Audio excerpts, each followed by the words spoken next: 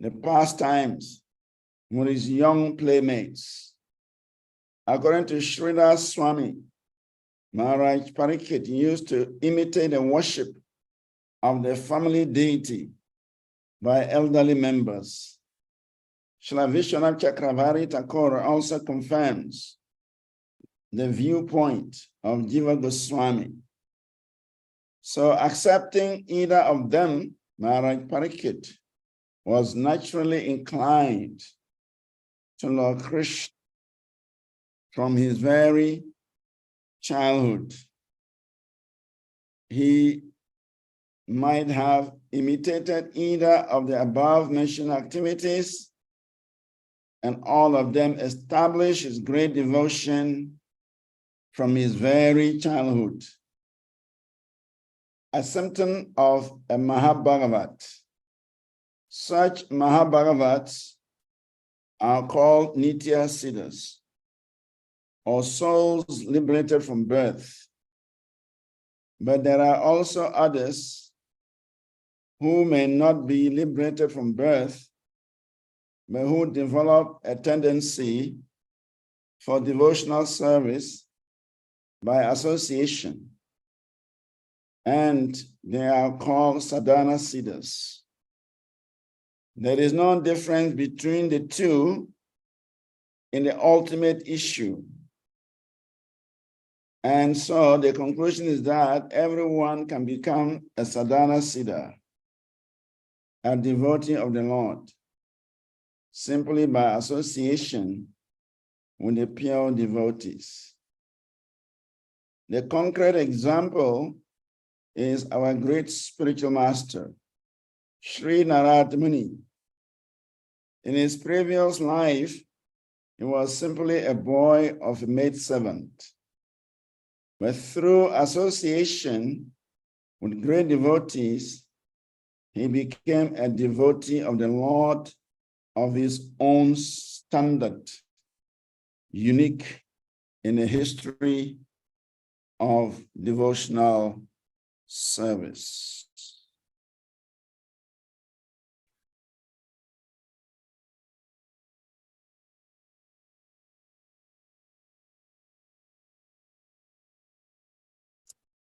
Omagyanatimeridasya Gyanan Ganashalakaya Chakshudamalitam Yena Tasmai Sri Gurave Namaha.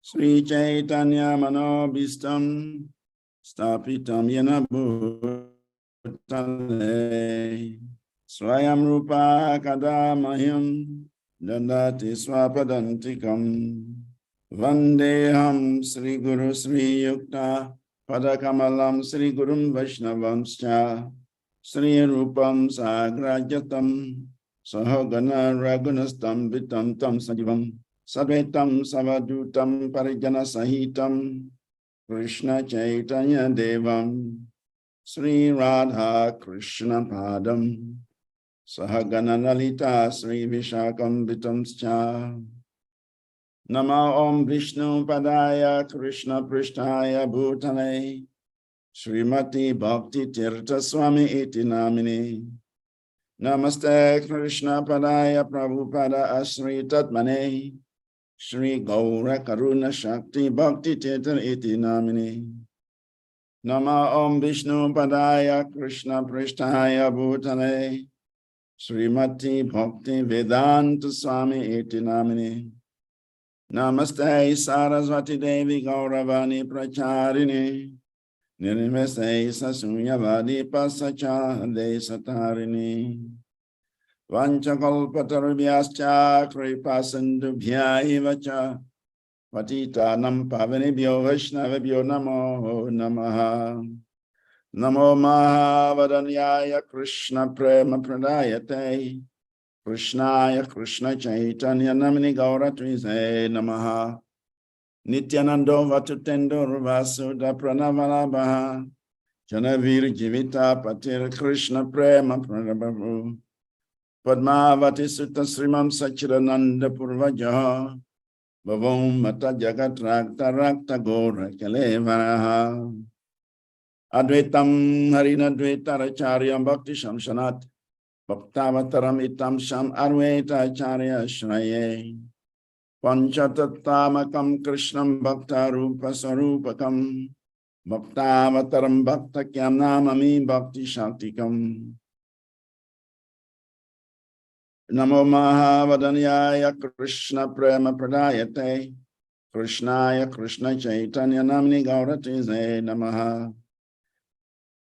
Krishnaya Govindaya Krishnaya Vasudeva Govindaya Namo Namaha.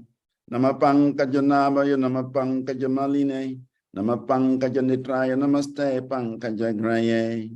Hey Krishna Karuna Sindhu Dinabandho Jagatpate Gopesha Gopita Kanta Radha Kanta Namostate Jayatam Surato Pango Mama Madir Mat Sarvaswa Padam Pujo Radha Mandana Mohano Divya Vendaranya Kalpa Durmanda Srimad Ranat Gara Simhastana Stavo Srila Govinda Deva Prishyali Visavya Manusmarami Srimam Rasarasaram Bivam Sivata Tatastita Karusan Venuswanai Gopi Gopinata Sriyestunaha Tapta Kanchana Gaurangi Radhe Bindavaneshwari Vrishabhanu Sute Devi Pranamami Hari Priye Devi Krishnamai Prokta Radhika Paradevata Sarvam Lakshmi Mai Sarvam Kanti Samohini Paraha Jai Sri Krishna Chaitanya Prabhu Nityananda Sri Advaita Gadadhar Srivasadi Gaura Bhakta Vrinda Hare Krishna Krishna Krishna Hare Hare Hare Rama Rama Rama Hare Hare. Translation again. Maharaj Parikshit, the grandson of the Pandavas, was from his very childhood a great devotee of the Lord.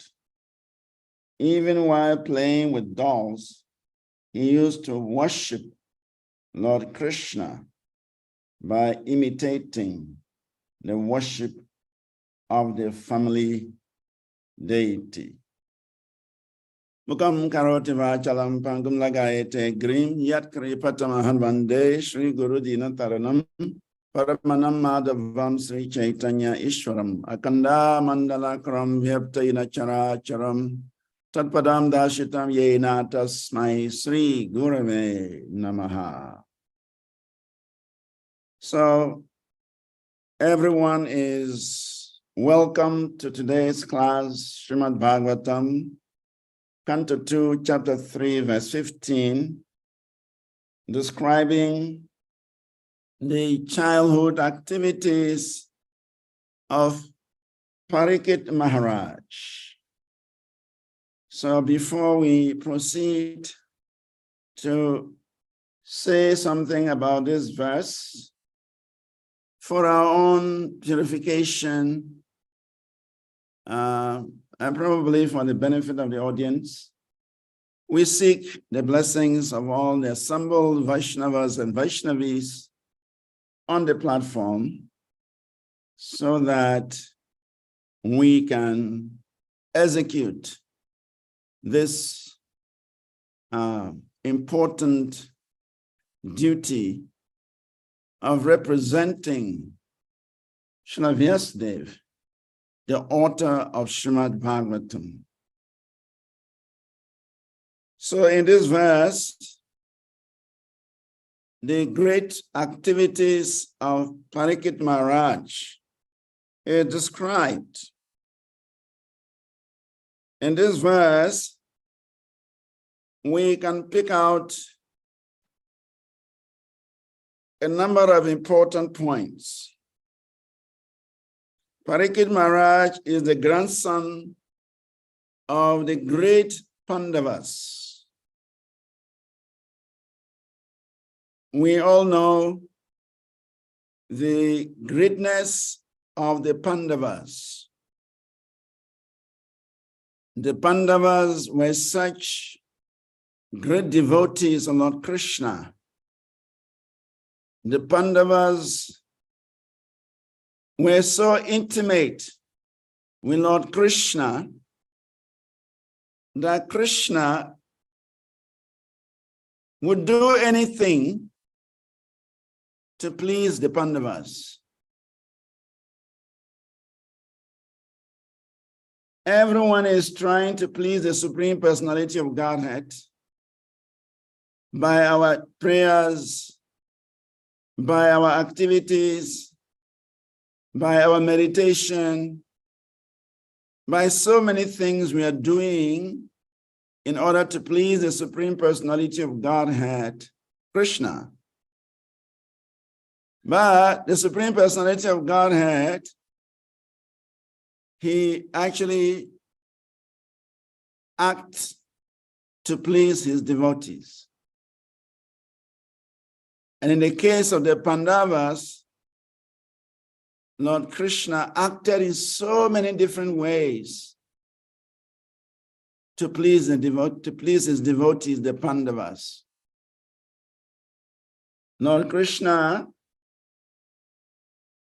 he acted as a messenger of the Pandavas.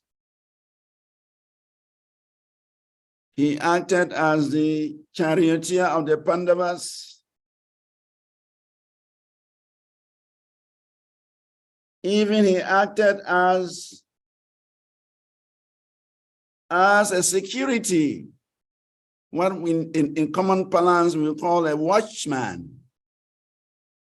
Lord Krishna acted as a watchman, as a security officer for the Pandavas. In fact, the whole battle of Kurukshetra was arranged by Krishna. It was fought just for the sake of the Pandavas. Krishna wanted the Pandavas to rule. Krishna wanted Yudhishthira Maharaj to be the emperor of the world. And because of that, Krishna arranged this battle of Kurukshetra. So there are many, many instances where Lord Krishna demonstrated his love for the Pandavas. So Parikshit Maharaj is such a fortunate soul. Bhagyavan Jiva. He's such an exalted soul that he became the grandson of these illustrious devotees of the Lord, the Pandavas. And so from the very beginning of his life, in his childhood, he also became a great devotee of the Lord. Naturally, if one takes birth in an exalted family, he immediately becomes influenced by the tradition of the family. If somebody is born in a wealthy family, he inherits the tradition of wealth. Somebody is born in a political family, he inherits the tradition of politics. Somebody is born in a family of military men, generals. Naturally, he inherits the tradition of the military. So, having taken birth in a family of great devotees like the Pandavas, naturally, Parikshit Maharaj, he, from his childhood, had the opportunity to worship the Supreme Personality of Godhead. not only Parikshit Maharaj, but Lord Krishna mentions in the Gita, Bhagavad Gita, as cited by Srila Prabhupada or quoted by Srila Prabhupada, 641, where Krishna is saying, Prapya punya kritam lokam ositva saswati samaha suchinam srimantam gehe yoga brasta vijayate. Lord Krishna is mentioning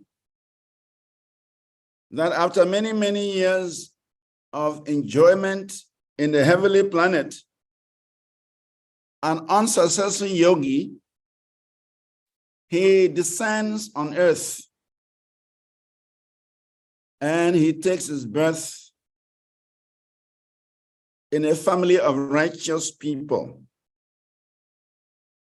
or in a family of rich aristocracy. In fact, in 3 verses, 41, 42, and 43, Lord Krishna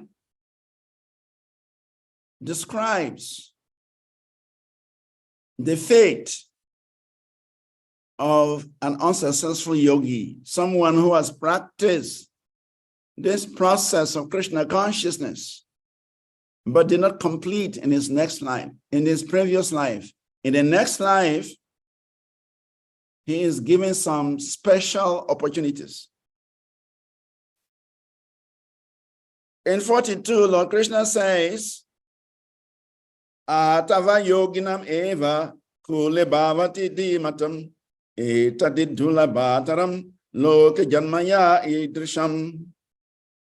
If the unsuccessful yogi has practiced yoga for a very long time, he takes his birth in a family of transcendentalists who are surely great in wisdom. And Lord Krishna says, but such a birth is rare in this world.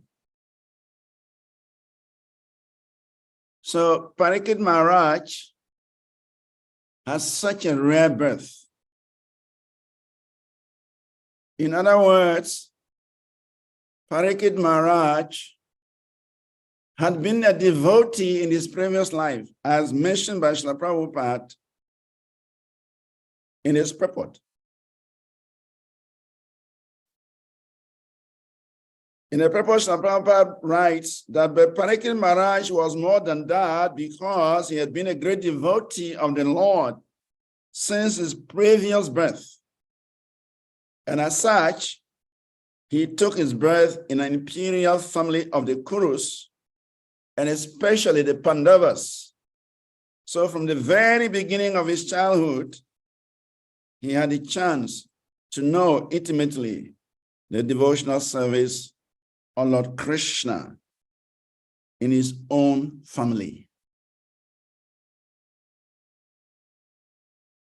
So this is a principle,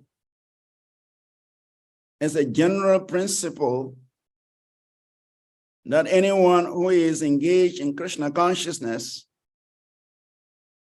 will continue the process in his next life if he is unsuccessful in this life. And that is the beauty of Krishna consciousness.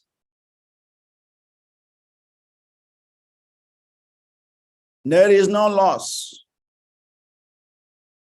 in this attempt, as Krishna mentions also in the 2nd chapter, that a little endeavor on this path can save one from the greatest danger. The greatest danger in this world is to slide down into lower species. After achieving this human form of life, which is described in the Srimad Bhagavatam as a very difficult position to attain. Dullabham manasho deho. Dehinam shana bangurai. Dullabham means very difficult to achieve. Dullabham manasho deho. This human form of life is very difficult to achieve. It's very difficult to obtain. And it is also very easily lost. Dehinam shana bangura. It is very easily lost. So after one has achieved this great opportunity of a human form, if he does not take advantage of it, he would slide, he would slip and go down into the lower species of life. And it takes a very long haul to go down into the species and come right back up. So therefore, Krishna says, the one who has engaged in some form of a devotional service, even if it's just a second, even if it's just a moment, that moment of devotional service is his security. That will protect him from the greatest fear. It will protect him from the greatest danger. People of this world are making very elaborate arrangements for their security, insurance security, job security, family security. So many securities are there. People are taking advantage of. But all of these different types of security will not help. They are described in the Srimad Bhagavatam as fallible soldiers. If one is protected by fallible soldiers, your fate is unknown. So all of these security arrangements that people are so much into, without devotional service, Bhagavad Bhakti Hinasya, without devotional service, everything is just like a decoration on a dead body.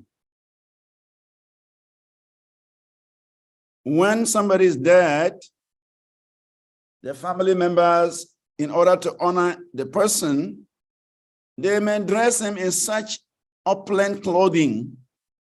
They may dress him in such opulent jewelry. They may put him in the best of gaskets, a $1 million gasket, and whatsoever, but that is just for their public consumption, because the dead man cannot see. Those things, they have no value for a dead man. So it is said that devotion, that one who lives in this world, one who engages in activities that are not connected to devotional service, however grandeur they may be, it is nothing but a decoration of a dead body. Mandanam Rajanam Lokanam is nothing but the decoration of a dead body, just for the consumption of the public. So the real security is devotional service. That whatever devotional service we perform, even a very little service, will protect us in our next lives, as it is evident here in the life of Parikshit Maharaj. That because Parikshit Maharaj was a devotee of the Lord in his previous life, in this life, he is benedicted with a birth in a family of devotees. And so from the very beginning of his life, he began his devotional service. So in the verse 43 of Bhagavad Gita, Krishna, verse 43 of the 6th chapter of Bhagavad Gita, I mentioned there are 3 verses where Krishna outlined the benefit of engaging in yoga, the benefit of engaging in devotional service. In the 43rd verse, Krishna says, Tatram tam buddhi samyogam labate purvade dehikam yatate chatato bhuya samsido kurunandanaha. On taking such a birth, he revived the divine consciousness of his previous life. And he again tries to make further progress in order to achieve complete success. Also no kurus. So Parikshit Maharaj, having been a devotee in his previous life, he has been given such a special birth in the family of great devotees like the Pandavas.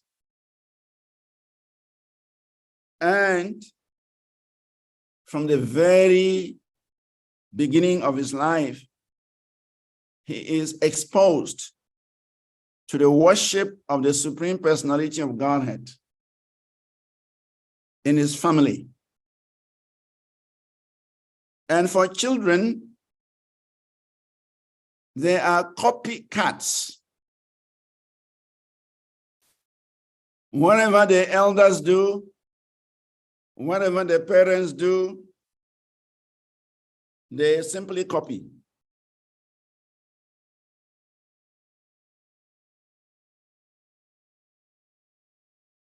Seeing the parents, seeing the grandparents, worshiping the deity in their family, they are inspired to copy such activities.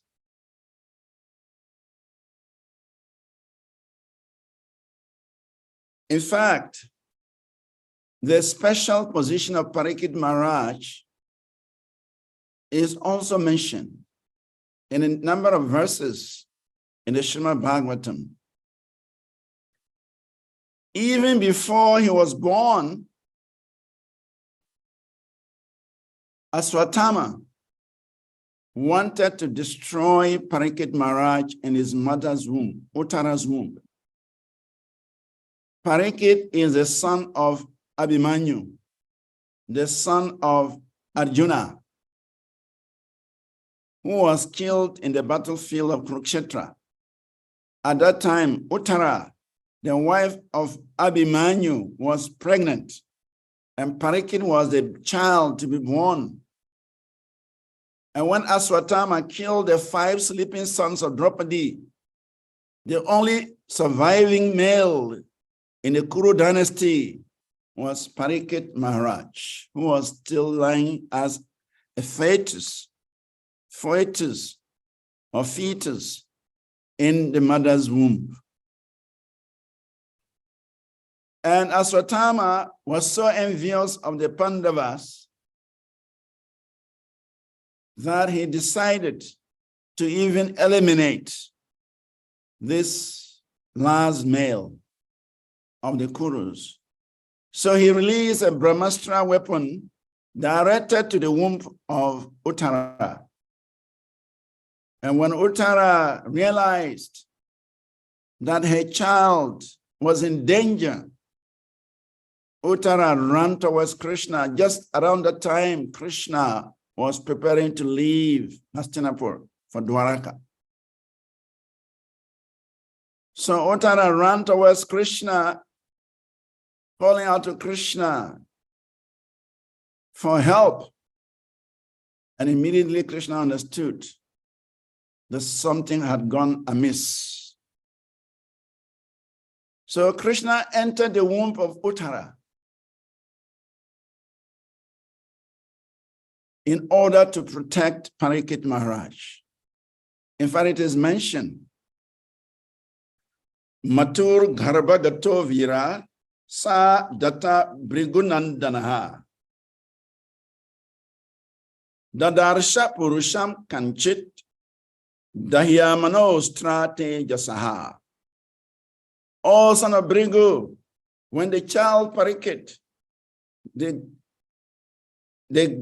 great fighter, was in the womb of his mother, Uttara, and was suffering from the burning heat of the Brahmastra thrown by Aswatthama, he could observe the Supreme Personality of Godhead coming to save him.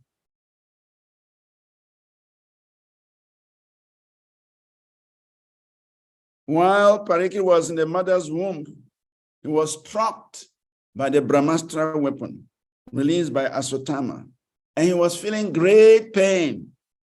He was feeling great heat, burning heat. In such a helpless condition, the only person who could save him was the Supreme Personality of Godhead. So Lord Krishna entered the womb of Uttara, and Parikshit, even though a fetus, he could see that beautiful person. He could see the wonderful person, Krishna, coming into his mother's womb to protect him. In fact, it is said that the body of Parikshit was actually bent by the Aswatthama's Brahmastra weapon. But Krishna replaced the bent body with another body.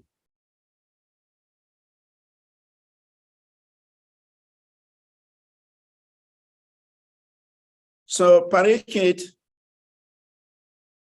even before he was born, had the darshan of the Supreme Personality of Godhead.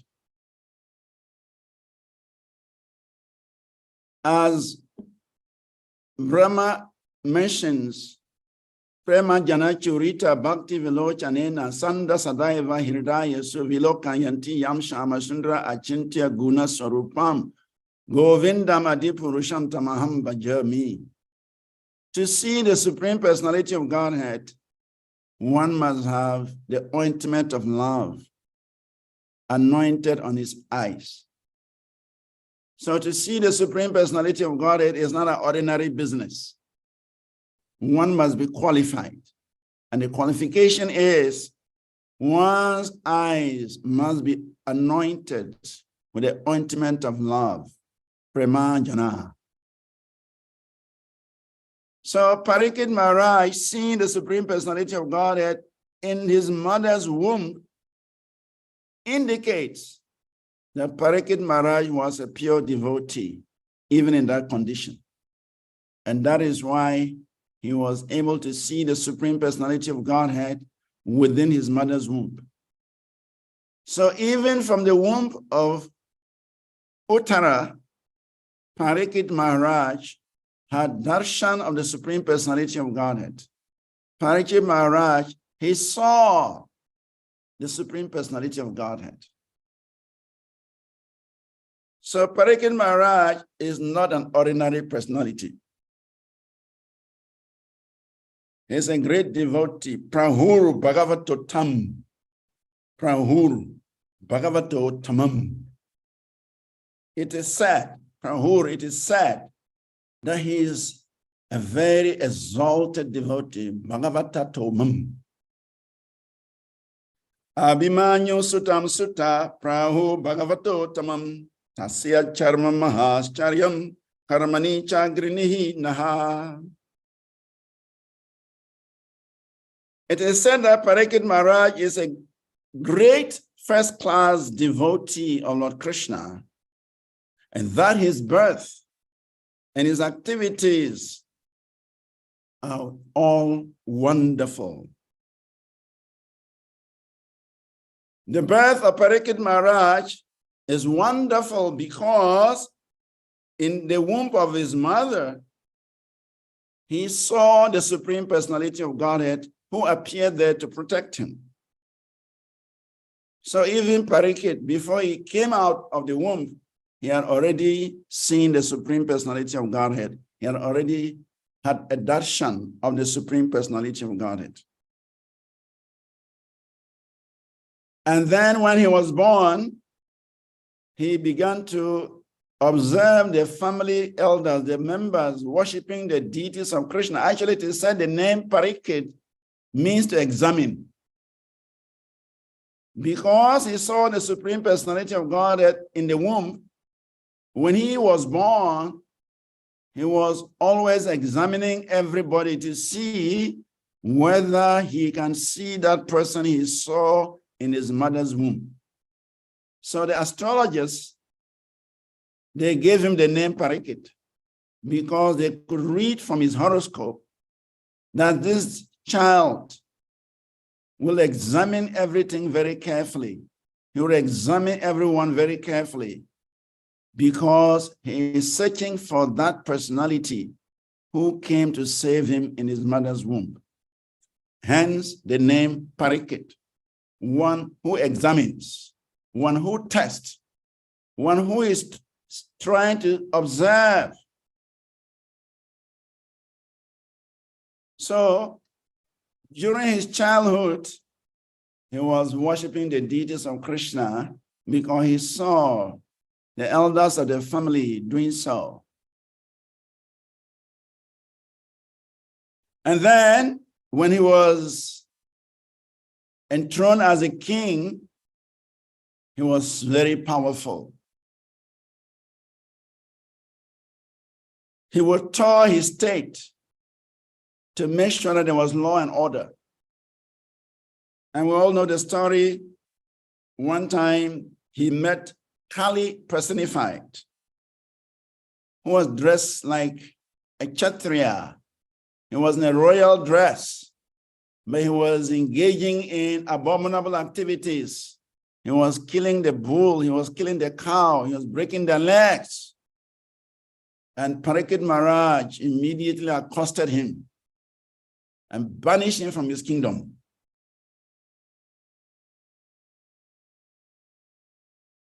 Then we hear of his pastime of being cursed by Shringi, the Brahmana boy of 10 or 12 years, cursing the king because the king garlanded his father with a dead snake. When Parikshit Maharaj heard of the curse, Srila Prabhupada in many lectures said that Parikshit Maharaj was such an exalted devotee. Prahur Bhagavatato Mam. He was such an exalted Vaishnava, exalted devotee. He could have counteracted Shringi's curse, but he did not. He simply accepted it as the work of providence. He accepted it as Krishna's plan.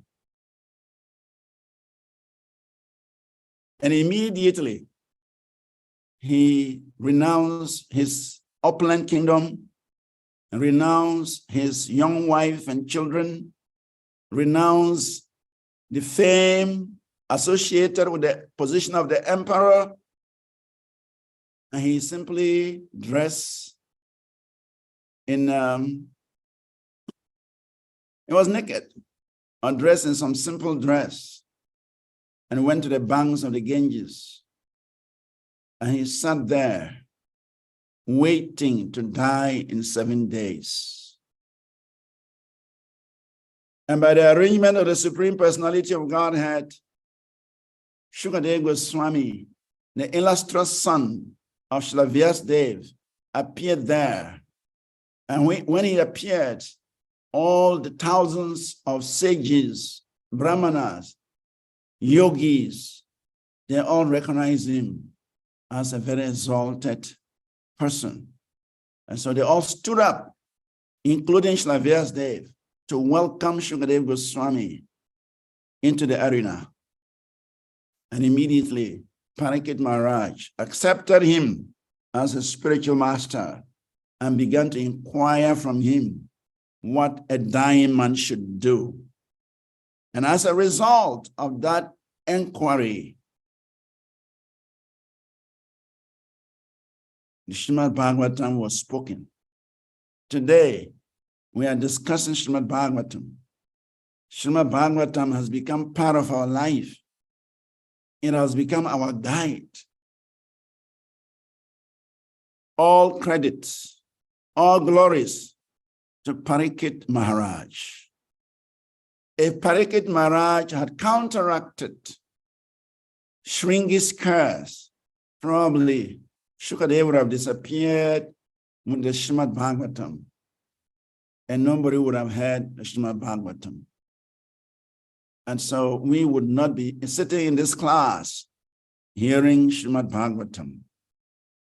But because Parikshit Maharaj accepted that curse of Shringi, even though he could counteract it, he accepted it as the works of providence. And therefore, he took it as it came. And as a result, Srimad Bhagavatam was spoken. And since then, this message of Srimad Bhagavatam is being narrated, is being distributed, is being discussed, giving so much pleasure to the devotees.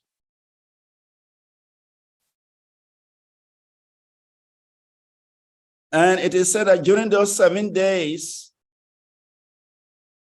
of hearing Srimad Bhagavatam from Shukadeva Goswami, he took no food, he took no drink, he did not sleep for a second, he did not go anywhere. He just sat in one place for 7 days and 7 nights and drank the amritam, the nectar of the pastimes of Krishna from the mouth, the lotus mouth of Srila Shukadeva Goswami. So, considering all these points, we can safely conclude that Parikshit Maharaj was such an exalted devotee. He was such a great devotee of the Lord. And therefore, taking birth in the family of the Pandavas was a reward of his devotional service.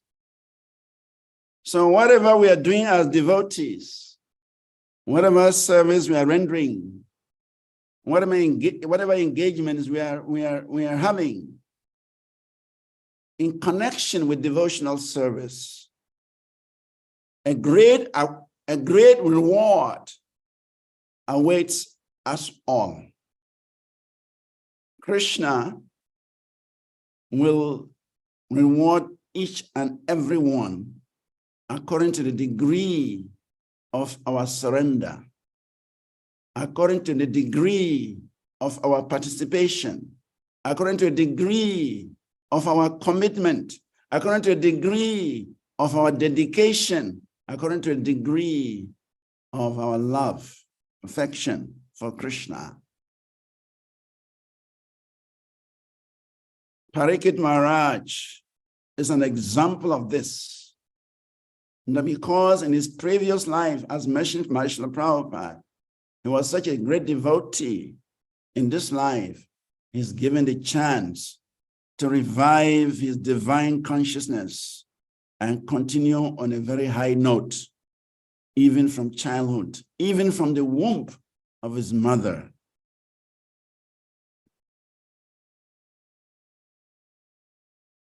Taking birth in a family of devotees or getting the association of devotees is actually a blessing from the Lord.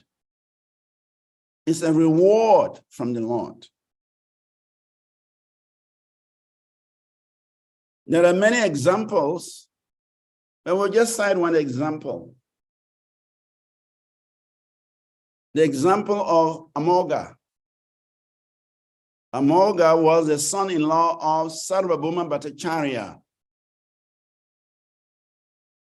Sarvabhauma Bhattacharya was the greatest scholar in Jagannath Puri before the arrival of Sri Chaitanya Mahaprabhu. And when Sri Chaitanya Mahaprabhu arrived, it was so arranged that Sarvabhauma Bhattacharya was in the temple of Jagannath when Mahaprabhu arrived and saw Lord Jagannath. He was rushing towards to embrace Lord Jagannath, and he fainted.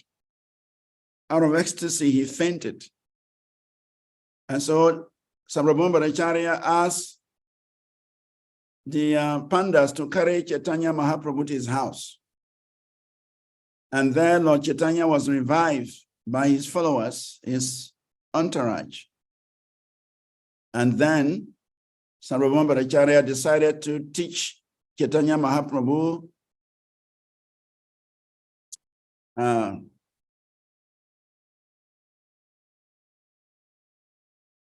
the Vedanta Sutras. And in the end, he became a student. In the end, he became a devotee of Sri Chaitanya Mahaprabhu. And from that moment on,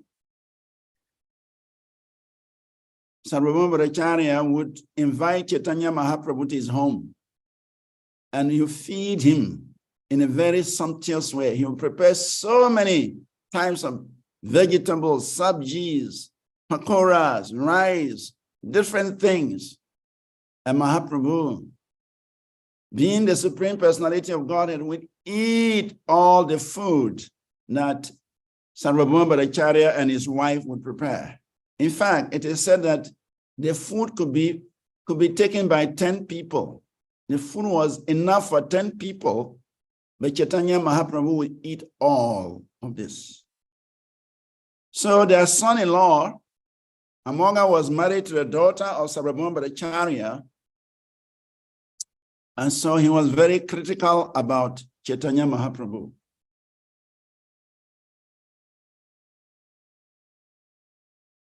And so he would make jest of Chaitanya Mahaprabhu. He would criticize him. Now, what kind of sannyasi is this who is eating 10 people's food? Ha, ha, ha, ha, ha. What kind of sannyasi is this? A sannyasi is supposed to be very austere. He should just eat 1 grain of rice. Look at this sannyas. He's eating 10 people's food. And he would make jest of Chaitanya Mahaprabhu.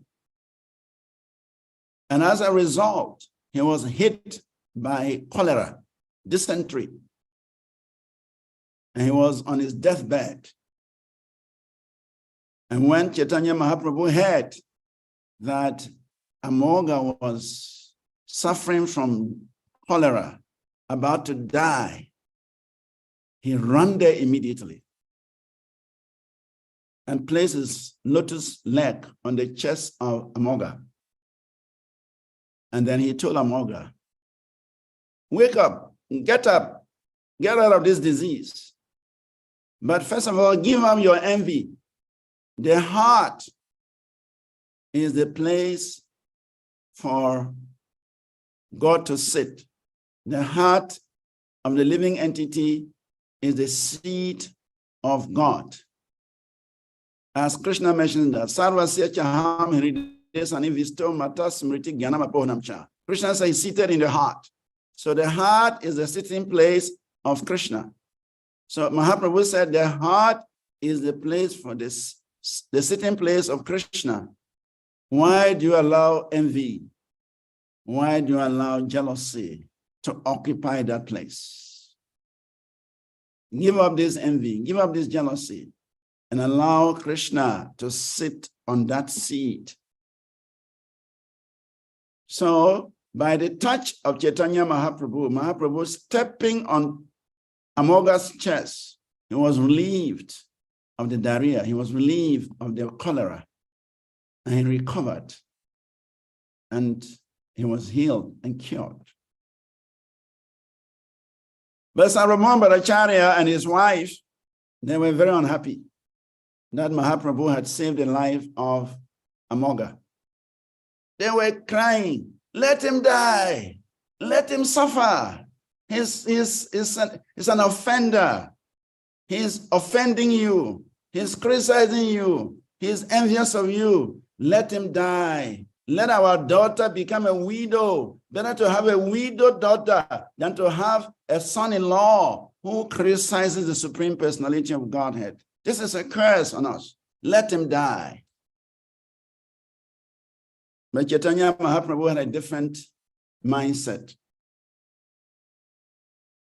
Chaitanya Mahaprabhu said, Adama Yavana Kule, Kena Janma Hailaha, Vidi Mora Hindu Kule, Kena Jammalaha.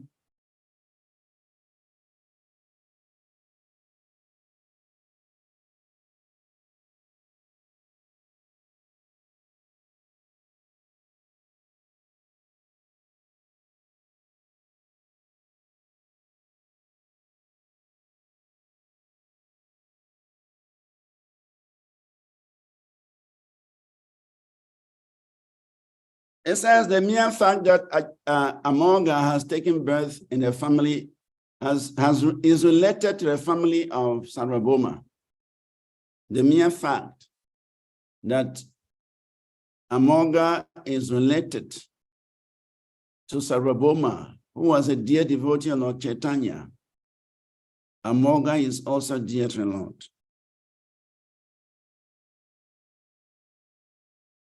Bhakta Sambande Yaha Shamalia Aparade.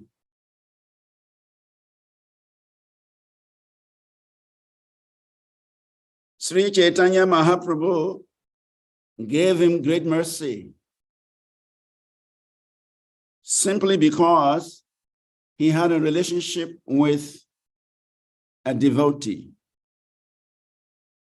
Bhakta Sambande. Because he has a relationship with a devotee, Chaitanya Mahaprabhu ignored his blasphemous words, ignored his criticism, ignored his offensive mood, and blessed him, save him from the cholera, and bless him to become a pure devotee.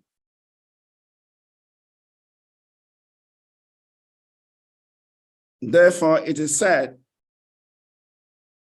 Amoga Panditam Vande Shri Gurinanma Sakritam Premagadaga Sandragam Kulai Kulavi Graham. I offer my obeisances to Amoga Pandit, who was accepted by Sri Chaitanya Mahaprabhu. And as a result of his acceptance, he was always merged in ecstatic love and manifested ecstatic symptoms such as choking of the voice and standing of the hairs on his body. So even though Amoga was offensive towards Sri Chaitanya Mahaprabhu, but simply because he was related to Sarvabhauma Bhattacharya, Lord Chaitanya showed him mercy. So taking birth in a family of devotees or having a relationship with a devotee is of great importance. So Bhaktivinoda Thakur says, I may take birth in a family as an ant where there are devotees, because in the house of a devotee, the ants, by eating the remnants of foods of the devotee, they also become liberated. Priyajanam Anushevatam Naha. That the Supreme Personality of Godhead is very favorably disposed towards a devotee and anyone related to a devotee.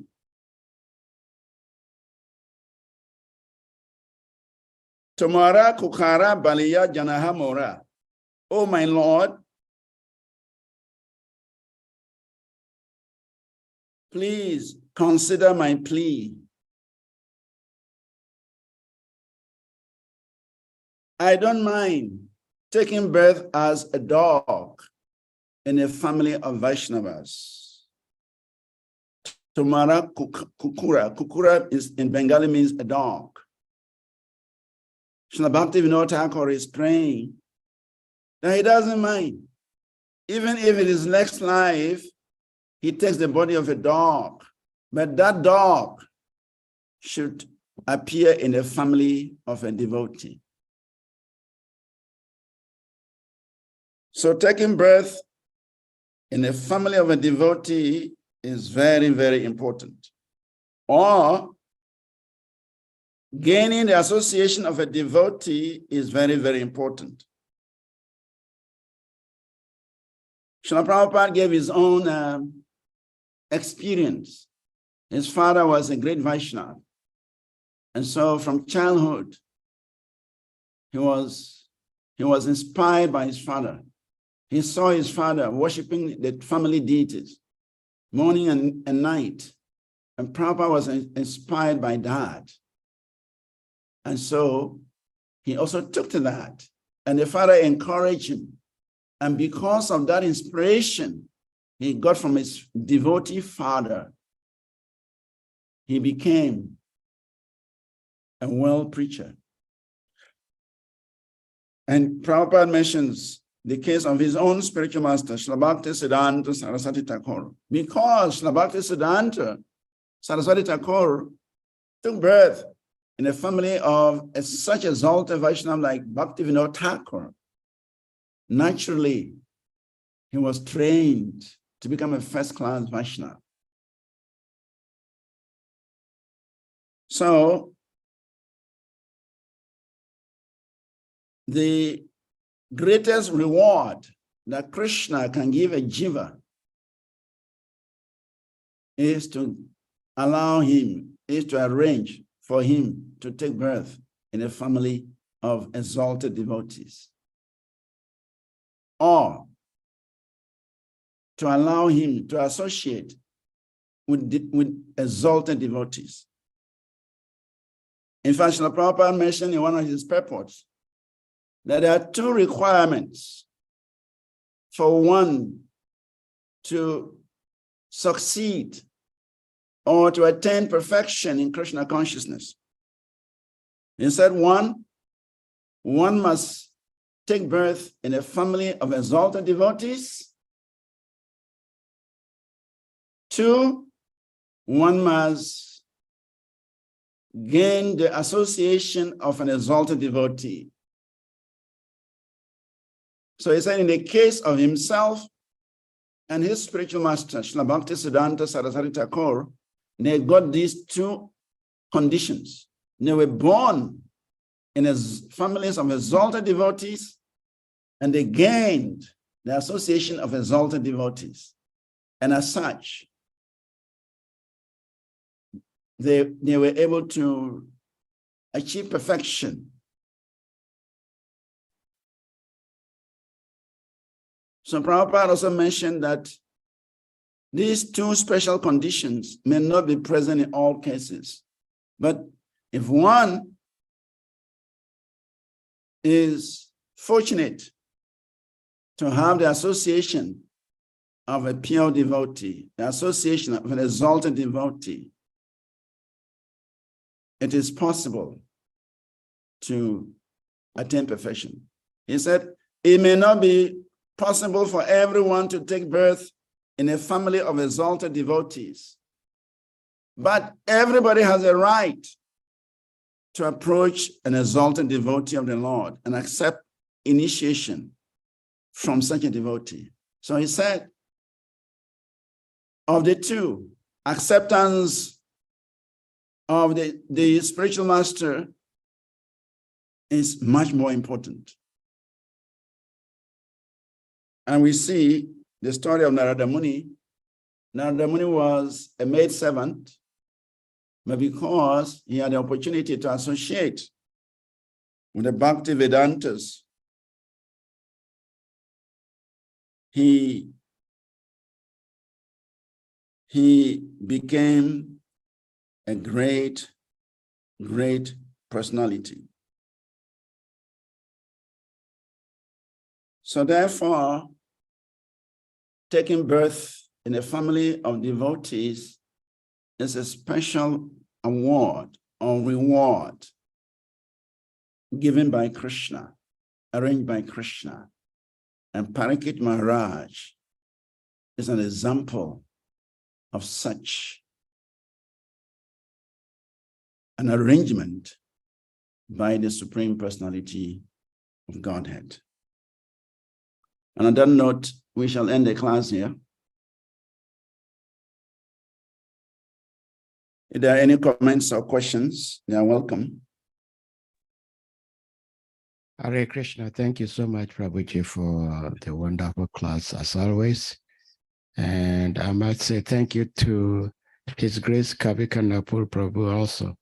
He saved the day. We were having some technical hitches and he saved the day. I see. Thank you for doing that, Kavika Napur Prabhu.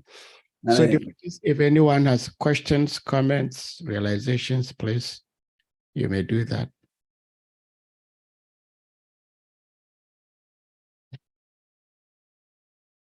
Prabhuji, see, it is said in the scriptures that one who builds a temple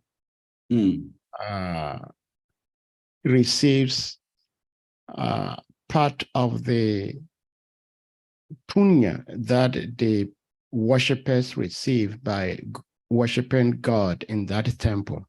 Yes. So for more than 5,000 years, devotees, people in general, have been enjoying and benefiting so much from Srimad Bhagavatam as we are today.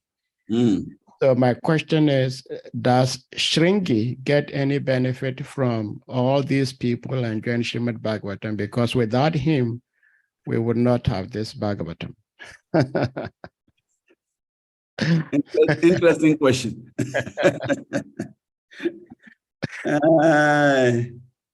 Well, Shringi was an instrument. Shringi was an instrument.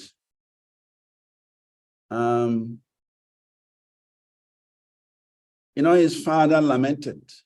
Shringi's father lamented deeply for the utterances of his immature son. Yeah. In fact, Shringi's father said that was the beginning of the degradation of the Brahminical class. And he said he felt very unfortunate that the degradation of the Brahminical class was caused by his son. It's coming from his family. So in the future, reference will be made to him as a cause of the degradation of the Brahminical culture. So Shringi's father was not happy at all with the utterances, the curse of Shringi. In fact, some commentators say he actually sent apologies to Parikshit Maharaj. But Parikshit Maharaj could have negated or counteracted that curse. But Parikshit Maharaj, being a Bhagavatomam, an exalted devotee, he saw the hands of the Supreme Personality of Godhead in that curse. So he did not react. He accepted it because he understood that Krishna wanted something special to happen through that curse. So Shringi is an instrument of Krishna, is an instrument of providence, and definitely he would also benefit for becoming an instrument for the glorification of the Supreme Personality of Godhead. Because of his curse, because of his action, the glorification of the Supreme Lord came about and continued to expand more and more and more. So he would benefit from such discussions. Though there may be some consequences, because it is said that the king is above correction. The scriptures also says that the king is above correction, and therefore cursing the king was also considered sinful. So there may be some reaction for that. But definitely he would also benefit, because by that action, so many people have come to hear Srimad Bhagavatam and benefited from Srimad Bhagavatam, and therefore he would also benefit from that action, even though he may have to pay for some reaction or suffer some reaction for cursing the king, who is considered the king is called a Naradeva, the personality of God among human beings, representation of God among human beings. And but surely there will be some benefit for him, because he brought about the speaking of Srimad Bhagavatam, and since 5,000 years, this message has spread and spread and spread and continued to spread. Therefore, some benefit is there, surely. Hare Krishna, thank you so much. It's just like the Christian tradition. They believe that without the bloodshed of Jesus Christ, there will be no remission of sins. Yep. Yet nobody glorifies Judas Iscariot.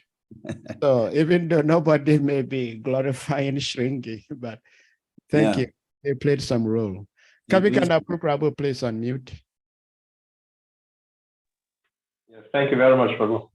Hare Krishna Maharaj, please attend. Hare Krishna, all glories to Gurudev Prabhupada. All glories to you, Maharaj. In course of your lecture, you mentioned about the story of Amoga, which is very interesting. And can you hear me? I'm hearing you. I'm hearing you. So in the story, narration of the story, the aspect of Sababuma being not happy when Chaitanya Prabhu was saving him. So I started thinking, when you narrated that aspect, I started thinking, why is it that devotees, they are very hard-hearted when it comes to blasphemy of the Lord? And we can see even in nowadays, in modern day, that is what is due to religious intolerance and whatever war and whatever some of this violent action of humans, because of somebody maybe blaspheming the other religion, or somebody believe that the other person is not going to God. So the question is, why is it that even though the Lord was very merciful, he went ahead to deliver him, but still, Sababuma, at his own level of advancement, he was not happy that this person was being delivered. So how can we understand this? Can we call it fanaticism or faith in the part of one's practice? How can we explain that? Thank you very much. Hare Krishna, thank you for the question. Actually, Sarvabhauma's reaction was the fact that Amoga had criticized the Lord. That was the main thing. He was reacting to the fact that his own son-in-law had become an enemy of the Supreme Personality of Godhead.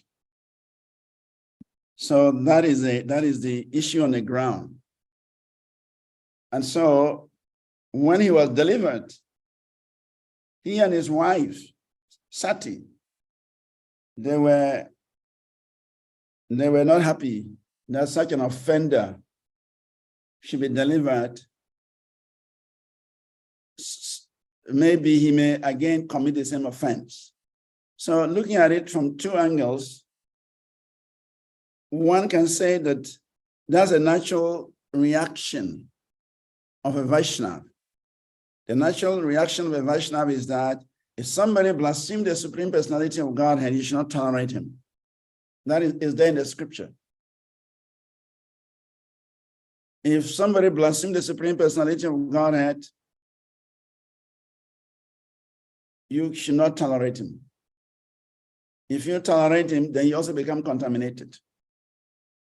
So on that platform, on that premise, Sarvabhauma Bhattacharya and his wife, they felt that Amoga had criticized the Supreme Personality of Godhead, and it was bringing infamy to the family. They are trying to serve Lord Chaitanya, and he is trying to criticize the Lord. So therefore, they don't want his association anymore for criticizing the Lord. And so even when the Lord was delivering him, they were saying, you should let him die. Let him die and go with his reactions. Let him die and go with his sins than to save him. And maybe another day he might do the same thing. So it's a etiquette, it's Vaishnava etiquette. That if somebody blasphemes the Supreme Personality of Godhead, he should not be tolerated. It says you should cut the tongue of that person. Cutting the tongue means kill him. That's what it means. You cannot cut somebody's tongue, and the fellow will stand there and you cut his tongue. It means you have to kill the person in order to cut the tongue. So if you cannot do that, then you should defeat the person in argument, in philosophy. And if you cannot do that, you should leave that place immediately. You shouldn't hear the blasphemy. Because if you hear the blasphemy, you also be affected. So therefore, it is a principle that one who criticizes the Lord or his devotees, one should dissociate himself from them. So it was on that principle that he was behaving that way. But anyway, Lord Chaitanya is so merciful. Krishna Das Kaviraj describes the mercy of Chaitanya Mahaprabhu. He says, Adbhuta Daya Lalo Chaitanya Adbhuta Vandanya Ache Daya Lalu Data Ule Nahi Suni Anyaha. Adbhuta, wonderful. Adbhuta, wonderful. Adbhuta. Dayalo means compassion, mercy. The mercy of Sri Chaitanya Mahaprabhu is simply wonderful. The magnanimity of Sri Chaitanya Mahaprabhu is simply wonderful. In the whole three worlds, Loke nahi, suni anyaha. In the whole three worlds, you cannot hear of anyone as merciful, as magnanimous, as compassionate as the Supreme Personality of Godhead, Sri Chaitanya Mahaprabhu. So Chaitanya Mahaprabhu's mercy is even greater than the sins of the living entity. And that is demonstrated even with Jagai and Madai. Yamaraj and his scribes, his secretaries, headed by Chitragupta, they could not cope, they could not catch up with the sinful activities of Jagai and Madai. They were always frustrated trying to catch up with the sinful activities of these two sinners. But Chaitanya Mahaprabhu delivered them. And so when Yamaraj heard the mercy of Sri Chaitanya Mahaprabhu, Yamaraj fainted. He fainted in his chariot. He could not conceive. He could not imagine the mercy of Sri Chaitanya Mahaprabhu. These two sinful people that is giving headaches to his secretaries, his scribes. They can catch up with their sinful activities. Yet Chaitanya Mahaprabhu delivered them and gave them love of Godhead. So his mercy, his compassion is just wonderful. His magnanimity, just wonderful. His love for the living entity is just wonderful. And there is no comparison in the entire three worlds.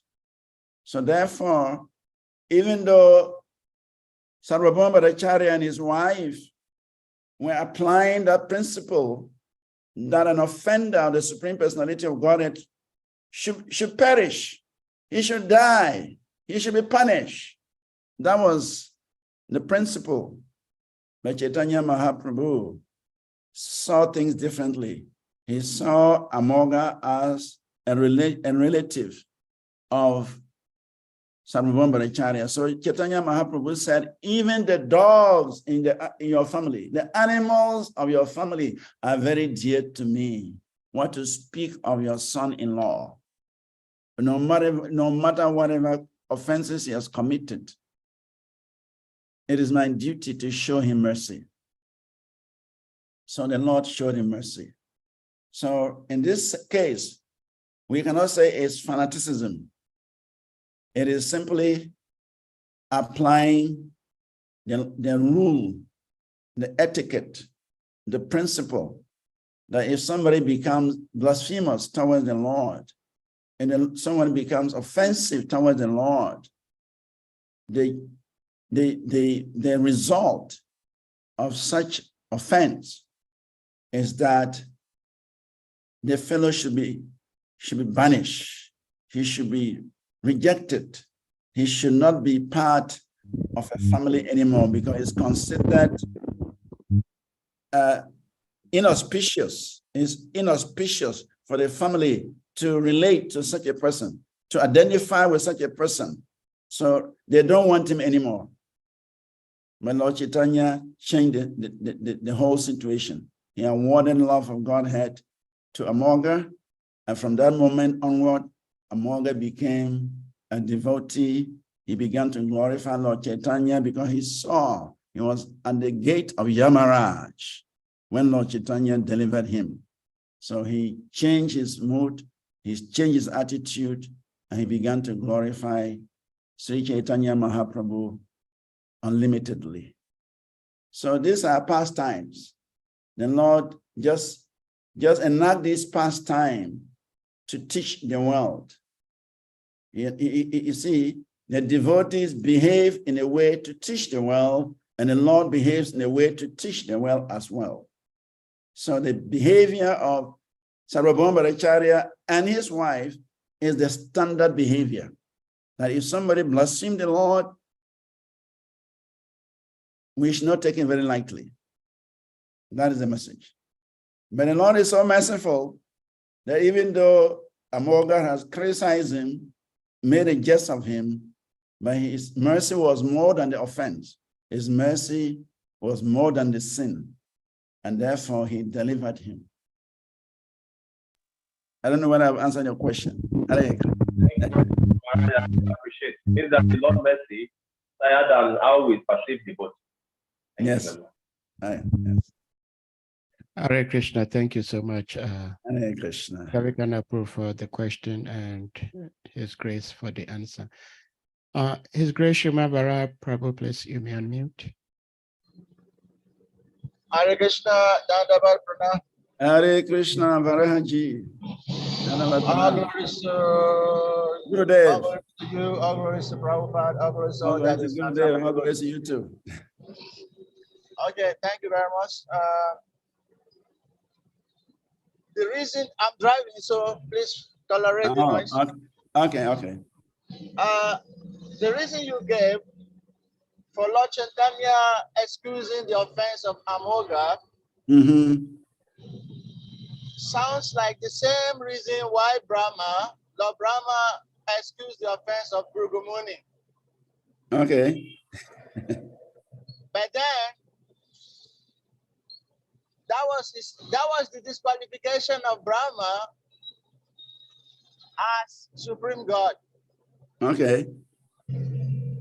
So if Lord Chaitanya Mahaprabhu is also Supreme God, and then his reason for excusing somebody is because of his Mercy. relationship to his devotee or something, so it also comes under the same judgment. So do we say that something is wrong, or I don't know, maybe you can explain. Well, thank you, Prabhu, for the wonderful question. Yeah, actually, it is to demonstrate that the Lord has such great affection for his devotees that anything that is related to his devotee is dear to him. Anything that is related to a devotee is dear to the Lord. So Brahma excused Bhrigu because Bhrigu was his son. And because of that, he did not react. He only showed anger, but he did not take any action against Bhrigu. But in the case of Amoga and Lord Chaitanya, Lord Chaitanya's mission is actually to deliver everyone in this world. His mission is to distribute love of Godhead. Vande Sri Krishna Chaitanya, Krishna Bhava Mrita Hiyaha, Aswadyan Swadhyayam Bhaktam Prema Diksham Asikshayat. Chaitanya Mahaprabhu's mission is to distribute love of Godhead. Vande Sri Krishna Chaitanya, my obeisances, my respectful obeisances unto the Supreme Personality of God, Sri Chaitanya Mahaprabhu, who descended into this world for only one purpose. And what is the purpose? To distribute Krishna Bhavamritam. Krishna Bhavamritam, love of Godhead. The sweetness of love of Godhead. Now this is mission. And therefore, even those who offended the Lord, even those who were against the Lord was so benevolent that he gave everyone that love. Whether you are an enemy, you are a friend, whatever, his only business was just to give and give and give, even to the degree that the Lord gave even animals that love. Not only to human beings, even animals, they got the chance to taste the sweetness of Krishna consciousness. So, the mission of Chaitanya Mahaprabhu is to distribute this love of Godhead to everyone. That was the mission why they came. Actually, when he wanted to kill Jagai and Madai, Lord Nityananda reminded him that, my dear Lord, in this our advent, in this our descent, we are not to kill. physically kill the demons, kill the offenders. Our business now is to kill their mentality, their demonic mentality. If you want to kill these two demons, everyone else is like them. That means we have to slaughter the whole world. But our mission is not to kill their bodies. Our mission is to subdue their demonic mentality by drowning them in the ocean of love. And so immediately Chaitanya Mahaprabhu withdrew the chakra that he was invoking to cut off the head of Jagai. So in the same way, the mission of the Lord is to deliver everyone, to give everyone a taste of Krishna Bhavamritam, and therefore we cannot place him on the same level like Brahma. Brahma had that special relationship as a father to Bhrigu, and therefore because of that relationship he spared the life of Bhrigu. But in the case of Chaitanya Mahaprabhu, he descended to dispute love to everyone. And so even Amoga, who was very offensive, or Jagai Madai, who were offensive, the Lord still delivered them. Even Prakashananda, the chief of the Mayavadis in Benares, they criticized Chaitanya Mahaprabhu like anything. But Mahaprabhu delivered all of them and gave them love of Godhead. So his mission was to give everyone a chance to taste the nectar of the sweetness of love of Godhead. And so he was just executing his mission, irrespective of the situation. He was just giving and giving. Even it described in the 8th chapter of the Madhyama Chaitanya Charitamrita, Madhyama Kant, about how Lord Chaitanya delivered the Muslim governor. Muslim governor came before Chaitanya Mahaprabhu, and he was crying. He paid obeisances, he was crying, and he was telling Lord Chaitanya that how unfortunate I am that I have not taken birth in the Hindu family, so that I can gain your association. Now that I am a Muslim, I do not have the opportunity to come close to you. So please, my dear Lord, in my next life, let me take birth in the family of Hindus. Let me take birth in the family of devotees so that I can gain your association. And Lord Chaitanya said, you're already blessed just by coming into the association of devotees. And Lord Chaitanya, even before he even started speaking, Mahaprabhu has asked him to chant the name, Hari Hari, and when he chanted Hari Hari, he was already experiencing love of Godhead. Mahaprabhu said, your life is already successful.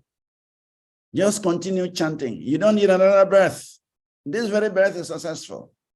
So his mission was to deliver the whole world, to deliver every living entity by giving him the opportunity to taste the nectar of the holy name of Krishna. I don't know whether I've done I've answered your question. Oh, Hare Krishna, thank you. Hare Krishna. I believe you did, because I don't know about Shimabara, but I really enjoyed the answer. Kavikana Prabhu, you have question, please unmute. Yes, Prabhu, thank you very much. Thank you, Maharaj, for the wonderful answer to our questions. My own is not like question, it's just to find out one passage in Chaitanya Charitamrita, because I see that you are speaking. Is this a pastime of this devotee who is this very expert in during mango season, buy mangoes and give to devotees? Kalidas. Yes. Please, Maharaj, what is the passage? I've been looking for it. I don't know how to get it, how to search it. So I think let me ask. Okay, I can't remember off the head, but I'll get it from you once you mention it. I love that chapter very much. Whether it is No. Chaitanya Bhagavat, maybe it's Chaitanya Bhagavat, that's why you're not finding it. I'll look for it for you. I'll let you know. I will really appreciate it. I really want to read that passage again. It's also my one of my best topics. Kalidas. Yes. Thank you very much. I'll get it from you. Hare Krishna. Thank you so much. I had a question in regards to Amoga, but it's a little different from the Kavi Kanapu Prabhu was coming from. And that is, was Amoga criticized and by Sababoma and the other devotees that he should die because he was just envious of Lord Chaitanya, or simply because he said what he said? Because in one sense, what Amoga said was true, that Lord Chaitanya, being a sannyasi, should not be eating as much. But maybe the way he said it was utterly wrong. So what I'm saying is, like we say that even if something is truth, there is a way to saying it. Present it. Yes, if you do not say it the proper way, you could also be in trouble. Yeah. But my understanding is that these personalities are performing leelas for us, the conditioned souls, to learn something from it, that they themselves are completely safe, they are okay. The characteristics, the qualities is what we are asked to refrain from, not the persons themselves. So my understanding is Amoga is playing this role for us, the conditioned souls, not to be blasphemous, even if what we are saying is the truth. Is that the case?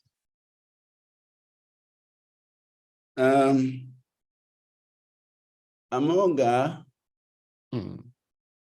definitely is an associate.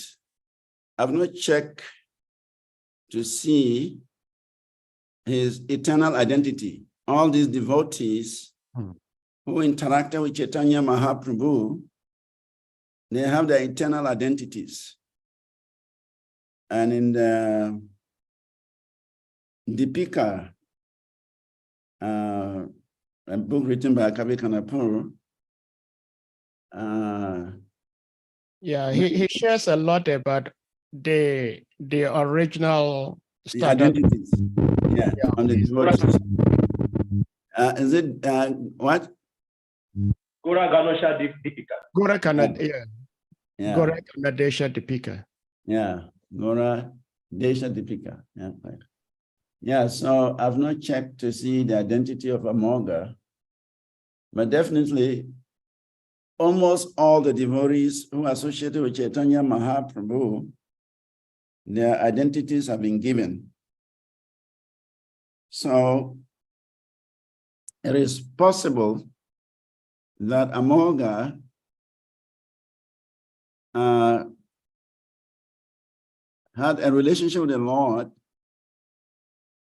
in a previous pastime, and he's coming back to play this pastime again with him, just to teach certain lessons. So that is there. And the lesson has already been taught, and the reaction of Sarvabhauma Bhattacharya and his wife is also a lesson that has also been taught. So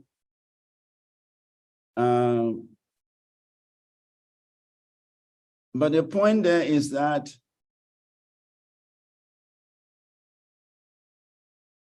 Amoga, the point is Amoga should have understood that Chaitanya Mahaprabhu is not an ordinary person.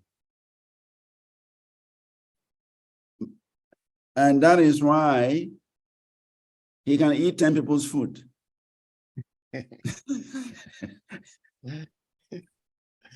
Even though he's dressed in a sannyas dress, yet it should be understood that is the Lord himself appearing as a sannyasi. And therefore, if it's the Lord himself appearing as a sannyasi, then there is no volume of food that the Lord cannot eat. For instance, when Lord Krishna appeared in Vrindavan and stopped the Brijabasis from performing Indra Puja, he ordered the Brijabasis to bring cartloads of food, sweets, rice, dal, chapati, so many things were brought. And Lord Krishna assumed the form of Govardhan and ate all those huge carts of food. And he was chanting, Anyora, Anyora, Anyora, more, more, more. So I think the anger of Sarvabhauma Bhattacharya and the wife is that Amoga, being a relative or being related to their family, he should have had a better understanding. Yeah. If it is somebody outside of their family, somebody belonging to an atheistic family, it's a different judgment. But because he is related to Sarvabhauma Bhattacharya, a dear devotee of Chaitanya Mahaprabhu, who was delivered by Chaitanya Mahaprabhu himself, so he expected Amoga to understand that this is the Supreme Personality of Godhead, and therefore he has no limits. There is no limit. So that is the mood of Sarvabhauma Bhattacharya, that Amoga did not understand the position. He was seeing Chaitanya Mahaprabhu as an ordinary sannyas. And so that is their anger. That, it is said that to one, much is given, much is expected. Okay. Yes. So because he's an intimate member of the family, and they are also very intimate with Chaitanya Mahaprabhu, they understand Chaitanya Mahaprabhu to be the Supreme Personality of Godhead. He should also have understood that and not consider Chaitanya Mahaprabhu an ordinary sannyas. And therefore, he criticized him. So, from my understanding, this is where Sarvabhauma Bhattacharya and his wife are coming from. Now, he's supposed to know, but he did not, he seemed not to know. And therefore, he criticized him. So, that was their anger. But seeing him as a sannyasi, the truth is a sannyasi should not eat so much. A sannyasi is austere. A sannyasi eats very little. A sannyasi sleeps very little. A sannyasi talks very little. Gramya kata very little, or no Gramya kata at all. So these are the expectations of Amoga. But Mahaprabhu is more than a sannyasi. Mahaprabhu is the Supreme Personality of God. He's the Supreme Brahman himself. And therefore, there's no limitation. That was missing in his mind. That was missing in his understanding. And that is why he criticized him. And I think that is what Sarvabhauma Bhattacharya and his wife were angry with him. Thank you so much, Prabhuji. Anyone else with something to share to talk about before we let Prabhu go? I saw Paramuti. Is he still present? Paramuti Prabhu, are you still present? In the beginning, I do not see Paramulti here.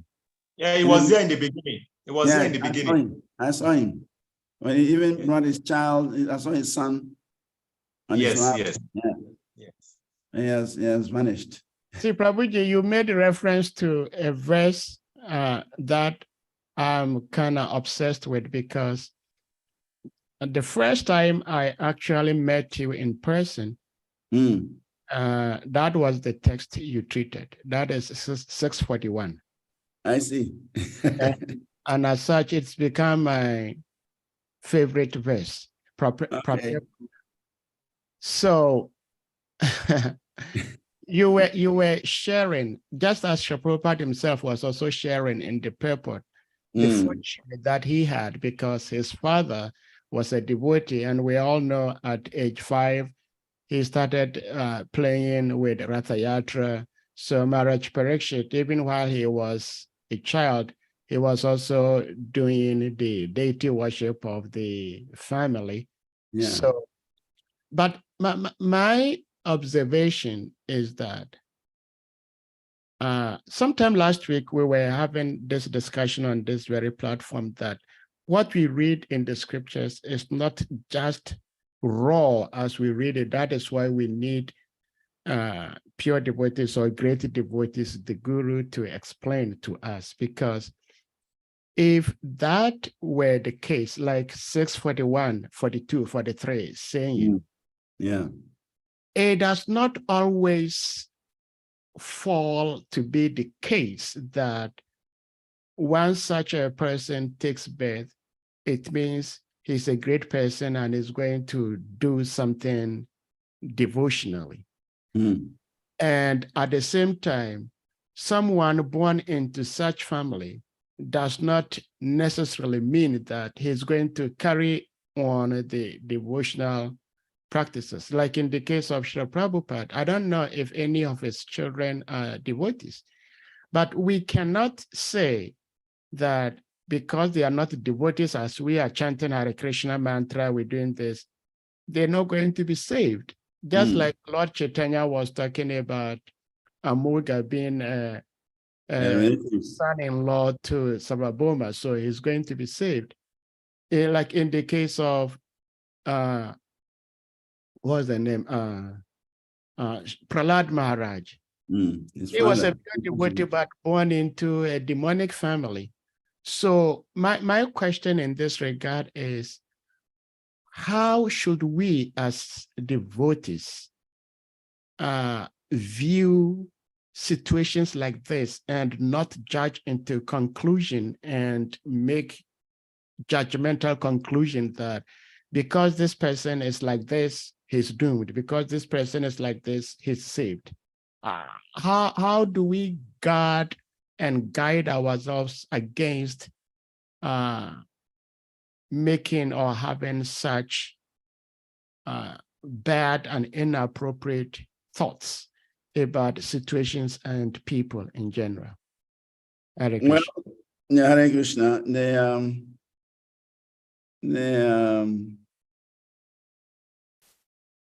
Prabhupada mentioned that he gave 2 points in one purport that are required for perfection in Krishna consciousness.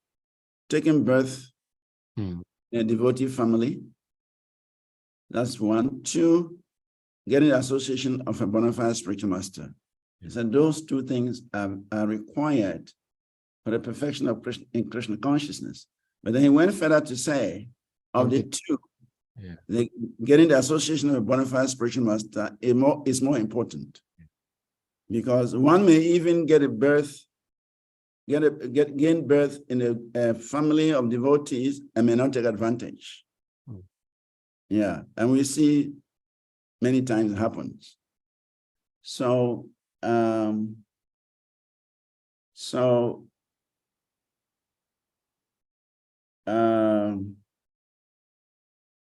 gaining the association of the spiritual master or the exalted devotee is is most important because by such association, one's faith is enhanced. Actually, the Chaitanya Charitamrita mentions Sadhu Sangha Krishna Bhaktya Shradaya Dihaya. Sadhu Sangha means devotee association. That leads to Shradayadi. It leads to a development of faith in bhakti, in Krishna bhakti. The association of devotees give rise to a development of faith, to the advancement of faith, to the maturity of faith in bhakti. That is the power of association with devotees. So, but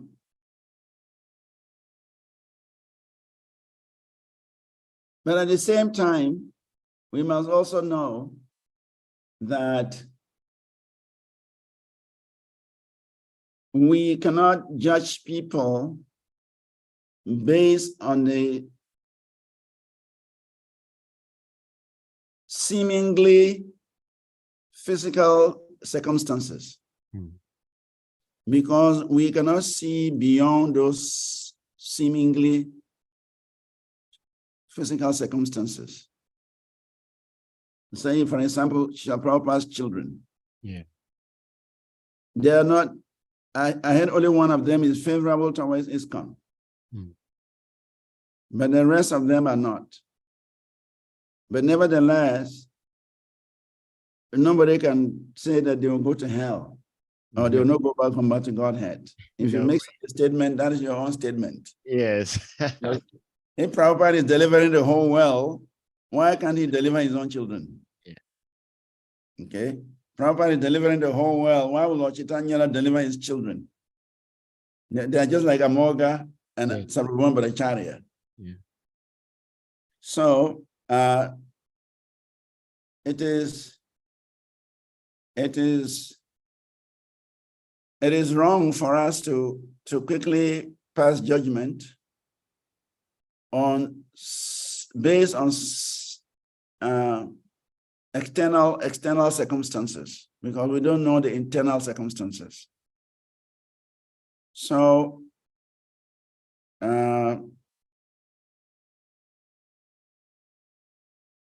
the conclusion is that the Krishna factor is always there. Whoever Krishna favors, Krishna will deliver the soul. Of course, and we can encourage people to participate in Krishna consciousness. And we can inspire people to participate in Krishna consciousness. That is wonderful. But if we cannot, or if we try and fail, we just have to leave it there and pray that somehow in their next lives or by Krishna's arrangement, they may get the mercy and they may practice. We cannot pass judgment based on what we are seeing. We cannot pass judgment based on our understanding, because the mercy of God is beyond what we are seeing. So we have to be careful in passing judgments, because we don't know the relationship such souls have with Krishna. We don't know where they are coming from, the background they are coming from. We don't know. We always see the immediate situation, but the remote we don't see. And so when we pass judgment, we may be making some mistakes. But if we can inspire people, if we can inspire such people to take to the chanting, we can inspire them to follow, inspire them to practice. That's wonderful. But if we cannot, we just leave them alone. Yeah. We save ourselves, actually. We save ourselves from, making judgment on such people. We save ourselves because we don't know who is actually dear to Krishna and who is not. It's very difficult. Yeah. Thank That you. is what I can say. Hare Krishna. Thank you so much. Harichakra Prabhu's hand is up. Yeah, Harichakra Prabhu, please unmute. Very satisfactory answer, Prabhuji. Hare Krishna. Hare Krishna, Prabhu. Hare Krishna. Hare Mo. Dandava Pranam. All glories to you, glories to Prabhu. Gurudev, All glories glories to to Gurudev. Prabhupada. All glories to Prabhupada. Jai, And all jai. glories to the assembled devotees. How are you, Prabhu? We are managing by Krishna's mercy. We are still breathing at Okay. least. All right. Yeah, nah. Thank you. Thank you for the class and the answers you've been giving so far, like always. Full of nectar and satisfaction. Krishna's mercy, Prabhupada's mercy. Yeah, before I ask my question, let me say something little to buttress the point you were just making about not jumping to being judgmental and all those things. Like a lot of, like even in the Christian Bible, many a time when Christian preachers are preaching, they will say Paul was very sinful, and out of the mercy of the Lord delivered him. But if you really study the life of Paul, when he was Saul, he was not sinful. He was defending the word of God because he was a Jew. And as a Jew, he thought that the upcoming Christians, whatever they were doing was contrary to the tenets of God. So that's why he was persecuting them. So God had to reveal to him that, look, these people you are persecuting, they are actually for me. So join hands with them and you can be things can be wonderful. So sometimes we see someone performing particular act, maybe we may be judging the person wrongly, but in the eyes of the Lord sees it differently. That's true. And so that point you made is a very, very, very laudable point. And my question is, as devotees, we always hear from the scripture how we shouldn't be worried about this material body, be attached to this material body and all these things. And if the Supreme Lord himself, Chaitanya Mahaprabhu, someone has offended him and that person is having a cholera or something, diarrhea or something, and he wants to give him mercy, why didn't he just give him the love of God? What was his concern about curing him from the physical ailment? Does that mean that, the taking care of the body is also important? Was that also a message he was trying to give us, or what? This is my little question. Thank you for the question. You see, the fact is, in the practice of spirituality, we cannot avoid miracles. Because many people in the world their faith in God would increase when they see certain things happen.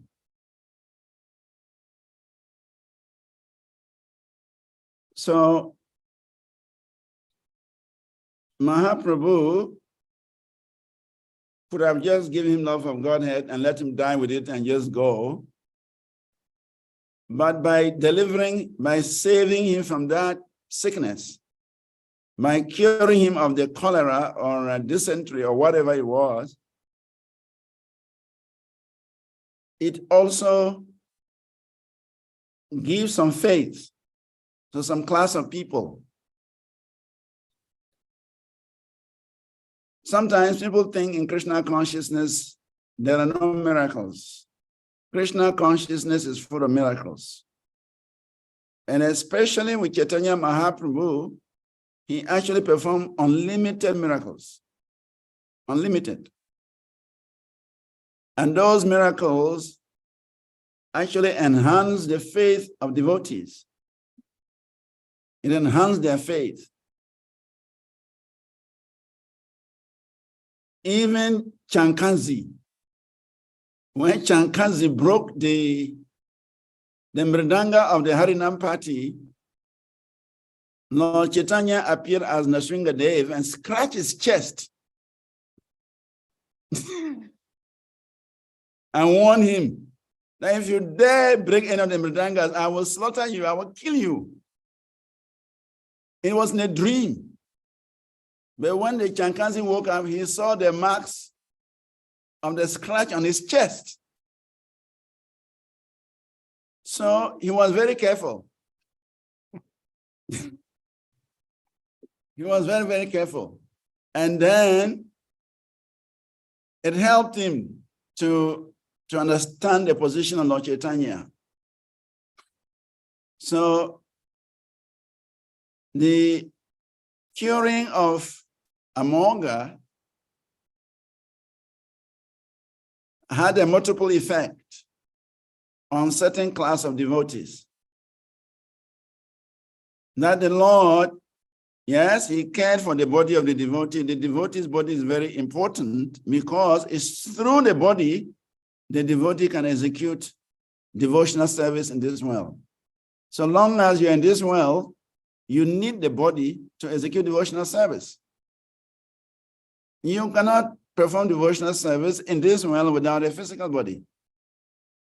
So therefore, Lord Chaitanya saved his body by healing him or curing him of that dysentery. So the devotee's body is important. Just like when Sanatana Goswami wanted to commit suicide. Sanatana Goswami was infected with rashes that developed into serious sores. His whole body was oozing with pus. And Chaitanya Mahaprabhu embraced him with that situation, and he felt very bad. He said, see, I am contaminating the body of the Lord. And the Lord will always embrace Sanatana Goswami with all those pus. So he decided that he will commit suicide. He will jump in front of the cart of Jagannath, and the big wheels of Jagannath will crush him to death. And Lord Chaitanya understood his mindset. So before the Ratha Yatra parade started, the next day, the day before Lord Chaitanya called Sanatana and said, you are a criminal. Why do you want to destroy the property of somebody else? And Sanatana was going to say, what are you talking? Whose property do I want to destroy? And Lord Chaitanya said, the body is not yours. That body you are having is not yours. It's for me. You want to destroy it. You are a criminal. You are going to destroy my body, my property. And so Sanatana Goswami understood that the body of a devotee is very dear to the Lord. And so he gave up the idea of committing suicide. And the Lord actually also killed Sanatana. The Lord embraced Sanatana again. All the rashes disappeared from his body. So these pastimes the Lord performs, it advances the faith of some devotees, and even those devotees involved. It brought them closer to the Lord. It made them love the Lord more. It made them intimate with the Lord more. So yes, the body of a devotee is very dear to the Lord because it is through the physical body in this world that we can execute devotional activities. And therefore, the Lord will always do everything possible to protect the devotee's body in order for him to perform or execute devotional service. So the body is important so long as we are within this world. And the body is not our own, it's Krishna's property. Just in the story of Sanatana Goswami, the body belongs to Lord Chaitanya, the body belongs to Krishna, and it has to be used in Krishna's service. So we have no right to spoil it. We have no right to destroy it. So therefore, the body has to be protected, the body has to be taken care of, the body has to be used in the service of the Lord. I don't know whether I have attempted your question. Hare Krishna, thank you so much. Hare I thought we were done, but I see Srimad Varaha Prabhu's hand up. If you may take that, Prabhuji. Okay, we think that was the last question. Okay, Hare Krishna. So Srimad Varaha Prabhu, please, you may unmute. Yeah, Hare Krishna. It's not much of a question. Okay. A comment. No, not really. Talking about devotees' bodies condition and all that, and just reminded me of Sachinandana Prabhu. He's been in Ghana, and when he got there, we were getting some updates. Now, just like to know how is he faring? Sachinanda Prabhu is back to Togo. Oh, really?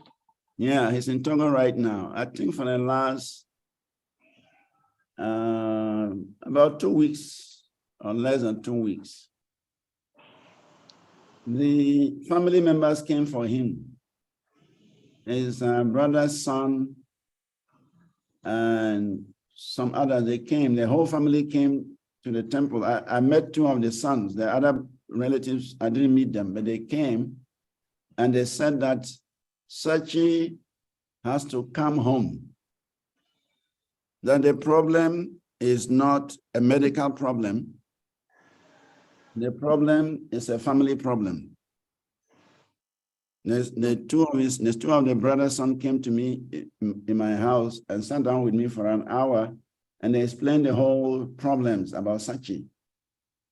So I went to Sachi with Chaitanya Prabhu. We went to him after I heard from the family, his nephews, his senior brother's sons. I went I confronted him with the issues. And he denied some things, he accepted some things. But they said he has to go back to the house because he committed some serious, he violated some serious traditional things in the family. And that is why he's suffering. So he should go back, meet the family members, confess his activities, admit his mistakes, so that he may be pardoned. So we requested him he should go back because the treatment that he was getting here at Nyaho Clinic, Nyaho Hospital is one of the best hospitals in Ghana. All the big politicians and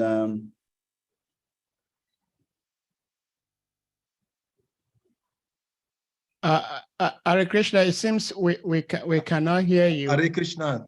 Sorry, I muted Prabhu Srivas. Yeah, we're having some problems. I think we need to go offline to continue this. Hold on. I think we're having some problems, please. So if we can do this while we check what we need to do. If we all can unmute and chant Hare Krishna Mahamantra so that we fix this problem. Jai. Hare Krishna, Hare Krishna. Hare Krishna, Krishna Krishna, Hare Hare. Rama, Hare Rama, Rama, Rama, Hare. Rama, Hare Hare. All glories to His great Srivas Vanachari Prabhu.